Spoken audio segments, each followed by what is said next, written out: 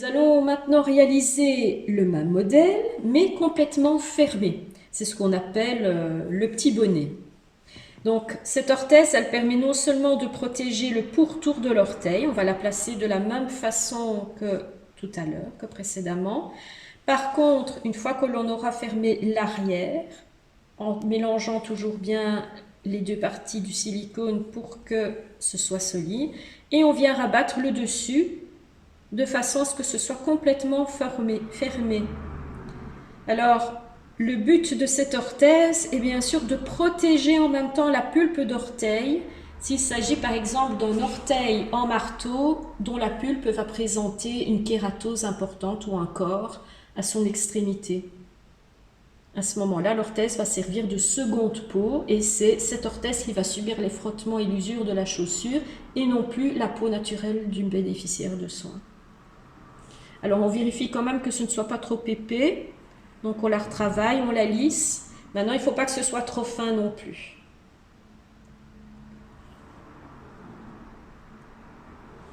Voilà. Maintenant, on va réaliser un autre modèle. On a commencé par les plus faciles et on va aller progressivement vers les plus difficiles. Celui-ci est un modèle d'orthèse encore assez facile et souvent réclamé par nos bénéficiaires.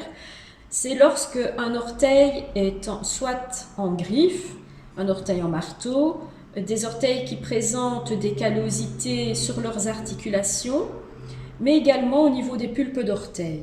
Alors dans ce cas-là, on va créer ce que l'on appelle un doigtier.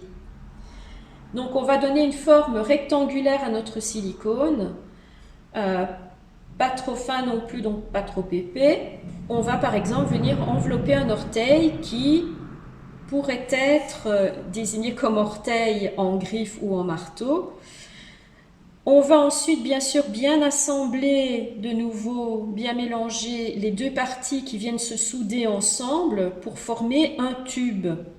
Vous avez déjà vu ce genre de tube dans les pharmacies ou parmi le matériel qui est vendu aux pédicures, podologues, qui sont réalisés déjà tout en mousse. Hélas, bien souvent, ceux-ci ne sont pas adaptés aux orteils de chacun. Comme ce sont des modèles uniques, parfois ils se placent très mal et peuvent gêner. Donc ici, comme on crée vraiment des orthèses sur mesure, eh bien, tout est parfaitement adapté à la taille du pied, la dimension des orteils, leur forme, etc. Donc voilà, ça c'est déjà un doigtier simple, c'est-à-dire qu'il est évidé au-dessus. Il est identique à l'arrière comme à l'avant.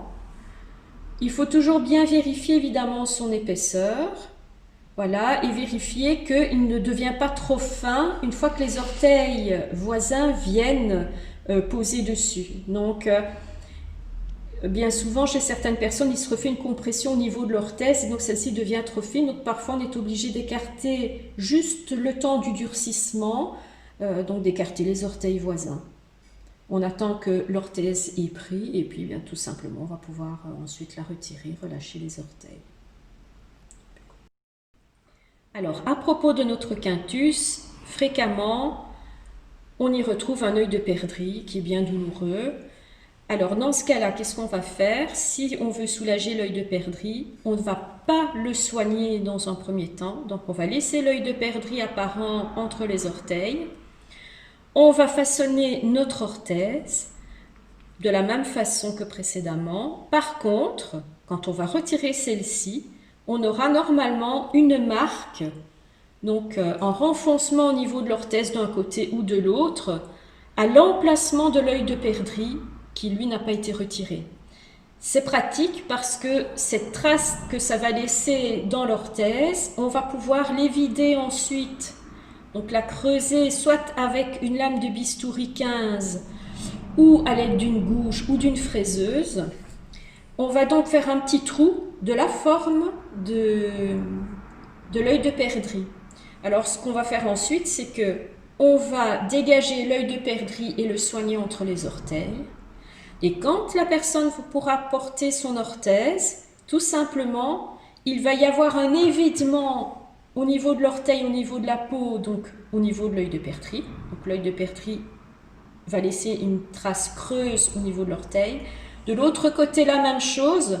L'orthèse va marquer une forme creuse, évidée, donc au niveau de son épaisseur. Et donc, en fait, le creusement de l'œil de perdrix, le creusement de l'orthèse vont faire qu'il va y avoir un vide d'air entre les deux. Ce qui signifie qu'il n'y aura plus de frottement entre les articulations des deux orteils. Et donc, comme l'œil de perdrix sera à l'air, sera aéré, et ne subira plus de pression et de frottement, eh bien tout simplement celui-ci ne va plus se former, va disparaître. Alors voilà, maintenant on va réaliser le même modèle, mais pour l'oignon de la luxe. Bien sûr ici, notre bénéficiaire ne présente pas d'oignon, mais on va imaginer que cet exosto s'est bien développé chez elle et qu'elle lui fait atrocement souffrir. Donc on va prendre notre future orthèse. On va placer l'arrondi vraiment autour de la tête. Voilà, au niveau de l'exostose, il faut vraiment qu'elle l'englobe parfaitement. Il faut juste l'aplatir très légèrement pour qu'elle s'adapte bien au contour et qu'il n'y ait pas d'épaisseur à ce niveau qui pourrait se faire ressentir dans la chaussure. On va le placer autour de l'orteil et on va chasser tout l'excédent vers l'intérieur de façon à ce qu'on pourra accrocher donc les deux parties de la silicone. Toujours bien mélanger, pas juste raplatir par-dessus parce qu'alors ça ne tient pas et ça finit par se détacher. Donc il faut vraiment malaxer entre les deux orteils, les deux parties pour qu'elles s'accrochent parfaitement.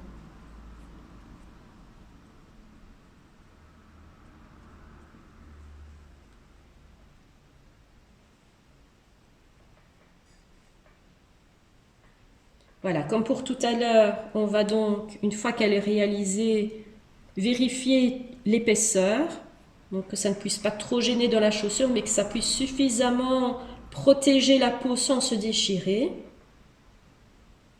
On va ensuite tenir le pourtour de l'orteil de façon à ce que l'orthèse ne bâille pas tout autour.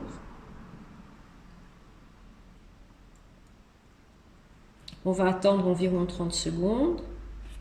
Et ensuite, on va relâcher l'orthèse et à l'aide d'un peu de crème, on va venir la lisser pour que celle-ci ait une forme vraiment parfaite.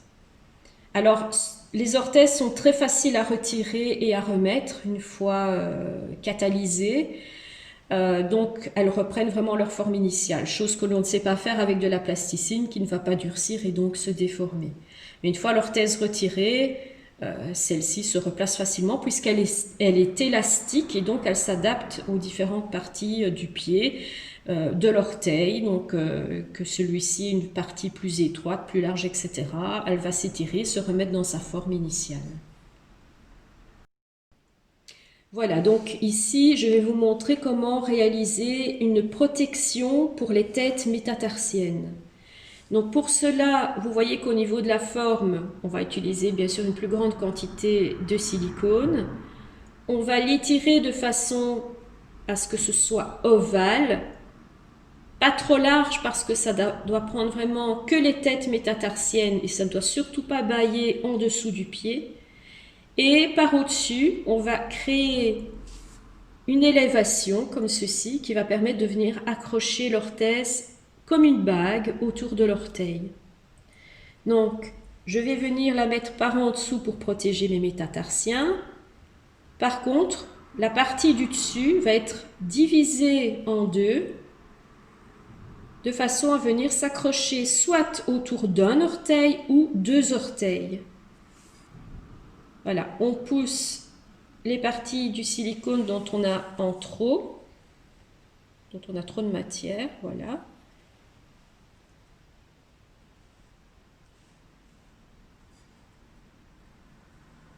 On vient ensuite travailler les deux parties ici à l'avant entre elles, donc toujours bien les malaxer de façon à ce qu'elles s'accrochent bien ensemble. Voilà, on crée une sorte de petite bague comme ceci. Il faut vérifier qu'elle ne soit pas trop fine pour pas qu'elle se déchire. Et surtout qu'elle englobe bien les orteils. Donc il ne faut pas que ça bâille non plus. Donc là, encore une fois, je vais bien les tenir. Et par derrière, je viendrai placer ma main pour que l'orthèse prenne la forme, le bombé des têtes métatarsiennes.